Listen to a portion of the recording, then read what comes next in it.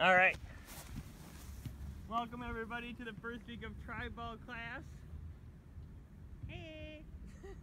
I'm Kyle. I'm going to be the instructor for this class.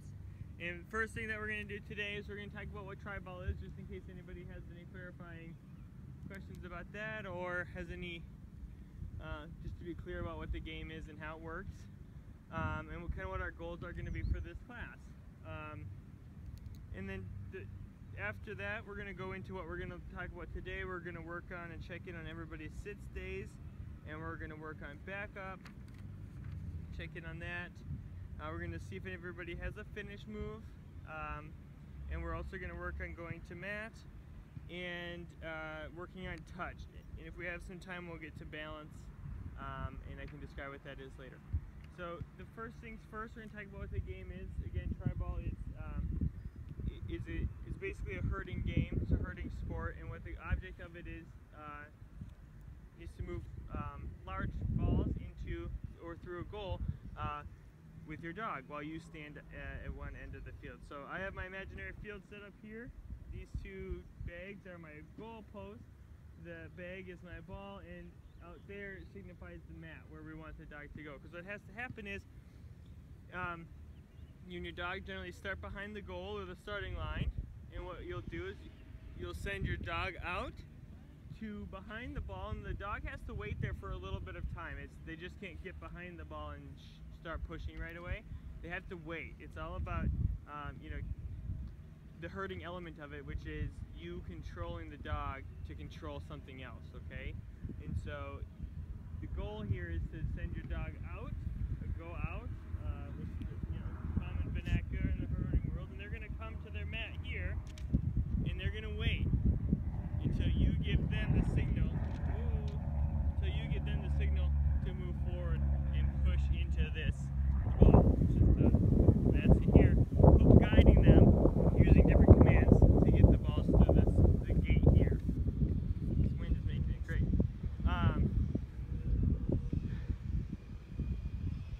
All right. So and then another thing to keep in mind too, that this is the dog pushing those balls without the use of their teeth. So we're not biting the ball, we're pushing it. They can boop it, as I know some dogs like to do, with their face, or they can use their shoulders and stuff. They're also not clawing it, or we kind of say like no claws and no teeth. It's kind of the way it works. So you can bump into it, and they can use their shoulders or kind of boop into it with their body area.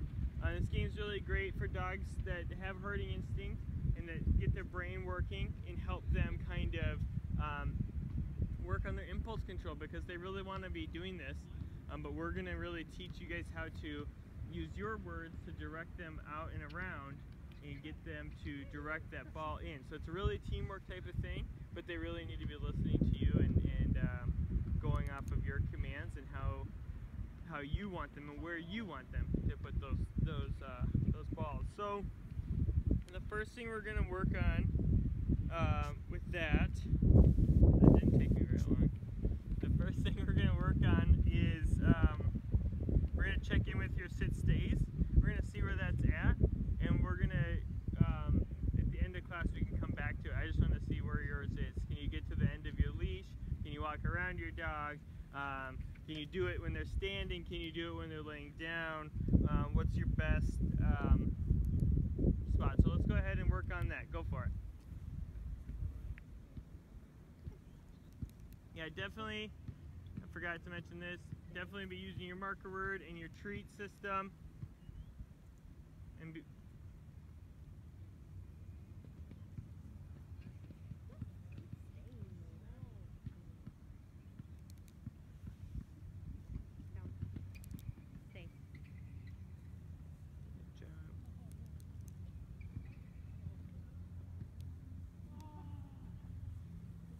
so the next thing I would do, since Birch obviously has a pretty good stay, what I would like to see, just to see,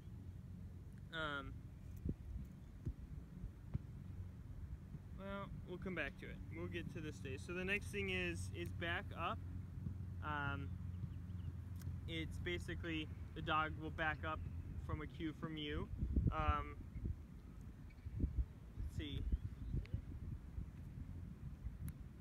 another thing, we want to make sure that this is a pleasant voice that you're utilizing, like not like back, you know, staying away, back like that. We want it to be good voice. We want it to be happy, kind of like any other command, you know, come, those types of things. So let's see where you are with back up. Are you able to do back up while he's facing you? Are you able to do it just at your side? Can you ask him to stay a little bit, back up yourself, and then ask him to back up? Okay.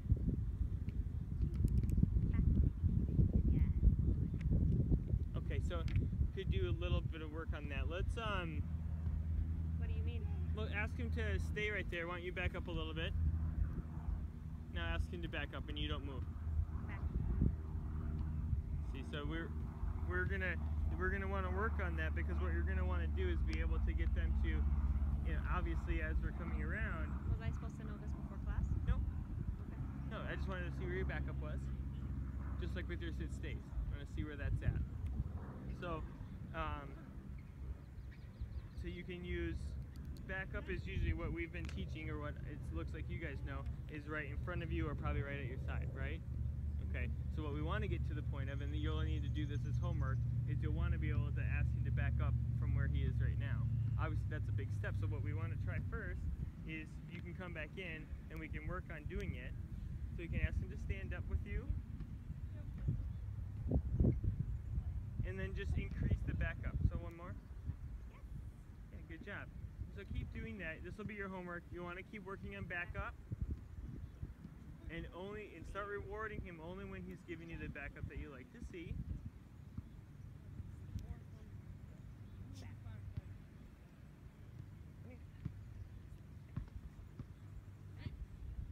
Remember, don't try not to be as calm and collected with the back. Yeah, there you go. Good job. Yeah, excellent. So you'll want to work on that because you're using a lot of your body language and force right now, and what we're really going to be striving for is being able to utilize that back up when you hit, because in tri-ball you can't move from here, right? So you'll need to be able to ask him to back up, potentially. I mean, this isn't going to happen all the time from what I've seen, but you may need to utilize that command if they come off the mat or something like that, maybe, or they push one ball and they need to go out. Usually they'd be able to get a ball in and you can send them back out to get the other ones, but backup is a good skill to have, and it's not vital. It's just something you'll want to practice. Let's see here. Yeah, because your next step would be backing up and waiting. So like basically, you don't use your body language to push him, right? Or if you do for the first one, he can just keep going a little bit, and then you ask him to wait, and then you come up and you can give him the treat, right? And that's basically what you're doing. We just want to add that space now, that distance, okay? The next thing we want to check in on is going to be your finish. So you have like, I'm pretty sure you have one. I don't know what you call it though. It's heel. Heel. That's it. We didn't work on like swing or anything like that, or did I work on that? Allie? Well, that looks pretty good. So you would just use heel. Yeah, you can teach to go around, you know, to your heel side or whatever. You have that, so I'm not too worried about that. Let's see. So the next thing I want to see is your go-to mat. I know that you have a pretty good mat, but I don't think you have it at distance. Okay, so I want to see what that looks like for you and him, and then we'll see how we want to train it, okay? Because basically this is really going to be really good, because like I said, at the beginning of it, you have to send your dog out, and your dog needs to wait behind the balls for a while. So what you're wanting before you release them to start herding the balls. So what we want to teach them is that they need to go to a spot behind something or around an object. That's why I brought this out here. And so since I already know you have mat, we don't need to charge the mat. We might. Really? Okay, well let's try that then. Let's give it a shot. Let's go to the mat and let's work on it. Let's bring it over to the camera a little bit so we can have some visual. And we'll load this up. Go to your mat. Yeah, treat the crap out of that. Good boy. That's excellent. Boy. Yeah, see, I think he's got it. Rich, come. Go to your mat. What? Yeah. Yes, good job. That's excellent. See? See, I don't think You never know. you didn't need to charge it up. But that looks really good. Let's call him off But of it. you might need to charge yourself. Come. Yeah, I might need to. I mean, It's good to practice. if we want to charge him up, so come on over here. We'll charge him up just to show what that looks like. Basically, what that is, let's get him off of it. Rich, come. So let's lure him onto the mat. Yes, treat him every time he touches it. So let's lure him off again. Rich. Good job. And let's lure him back. Yes, good. And we're gonna keep doing that. Good boy.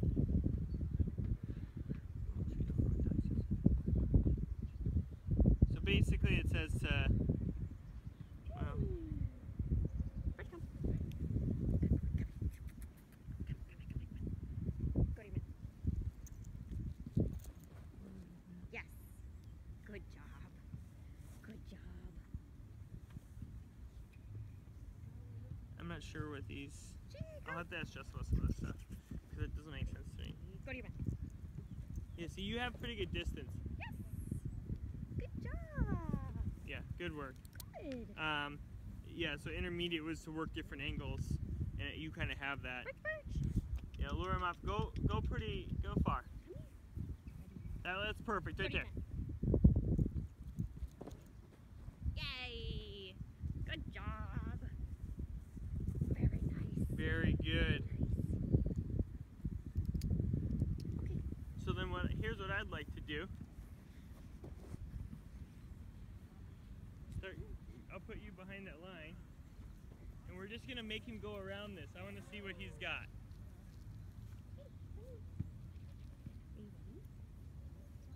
Go to your mat. Yay. Excellent job. So I think he's actually pretty good. So because what this is turning into is the herding out, or the outrun is what it's called. In the herding world, they use away or come by, and come by is to go out left, and away is to go out right. If I'm I'm like 100% on that. That's a lot of Yeah, come by is to go left, away is to go right. But we'll get there. We're assigning that different directions. Right now, I don't want to. We could put another mat out there, and we could start doing go right, go left. But I don't want to confuse me because I want to work on touch still, and I want to work on balance. We might be able to work on balance since I have this thing out here. We'll see. And he already knows.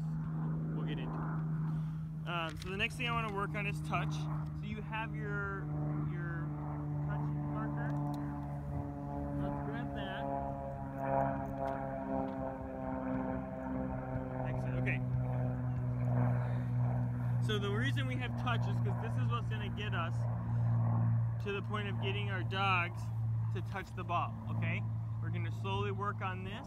So if your dog doesn't know this already, you're going to need a top, some type of container. You're going to want to put some tape on the back of that, and you're going to want to be able to make a little handle out of it using that tape. And I can show you how to do that if you need some help. And then what you're going to want to do is, kind of like the mat, how we lured them to the mat, we gave them reward. What you would want to do with that is first put it on the ground. Yes, and just shape it basically. So every time he gets close to it or touches it, we're gonna want to give treats, okay?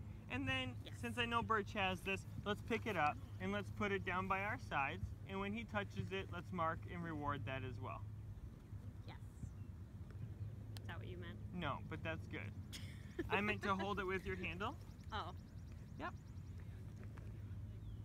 Yes. Yes, good boy. Yeah, and good job. You're gonna want to continue to treat on that target so that the dog knows that that's where he's getting the reward for doing that.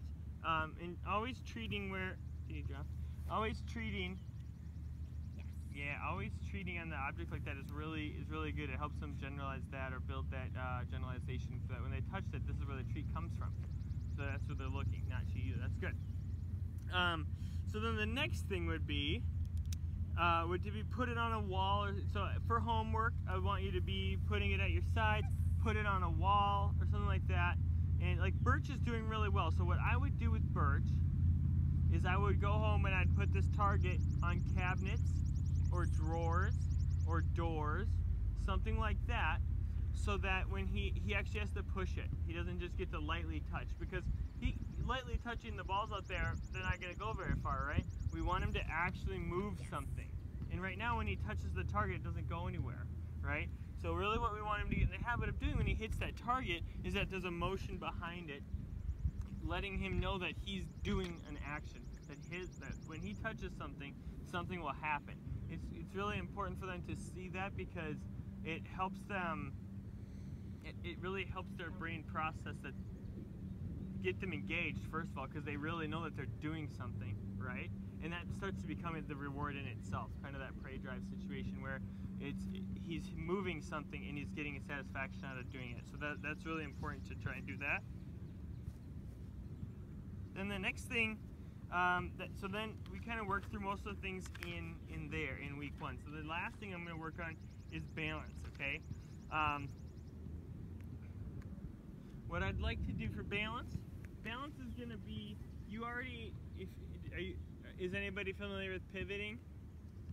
Okay, so balancing is going to be relatively similar to that. The difference is that you're going to, basically how you're facing him right now, an object in front of him, right?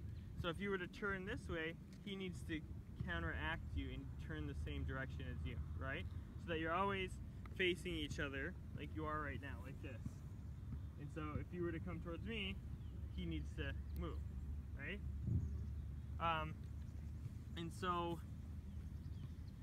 I'm not 100% sure on how to teach this one yet. Jess did demo it for me. But what I'd like you to do, let's see if we can do this.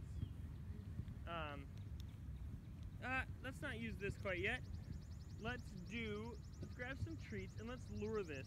Just hold the treat down in front of his face while he's in front of you and start moving it like this way and get him to, Yes. There you go. So I think now that I look at it like this, I think it has to, is like front, right? And you know front it looks like. So let's use come to front. So turn around and say come to front. Yeah. And mark and reward that. So I'm going to take a note and see about that, because that seems like, yeah.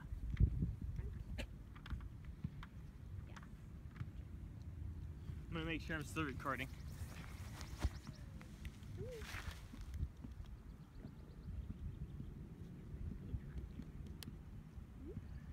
Okay, we've been at it about 20 minutes.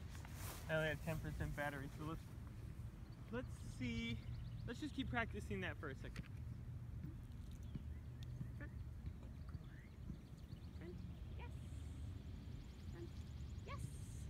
I would, let's try taking some bigger resets. Like come over here and be like front. He's gonna just follow me. That's okay.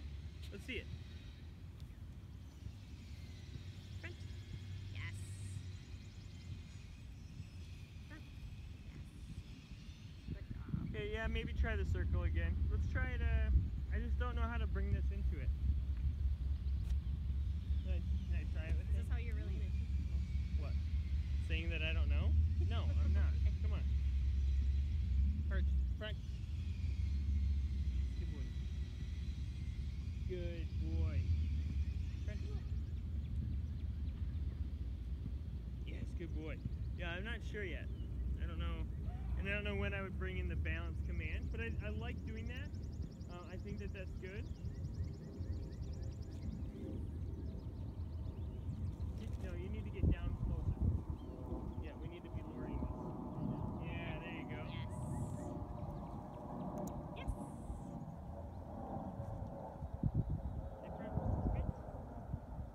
Yes. Yeah, good job.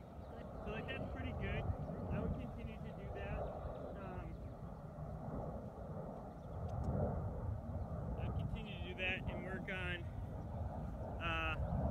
mat at a distance around those objects. And then what we can do is we can increase the mats. I'll need to talk to Jess about that too. But Is yeah, that this in week 1? Huh? Is that in week 1? No, that's for advanced Oh, math. then I don't want to hear about it yet.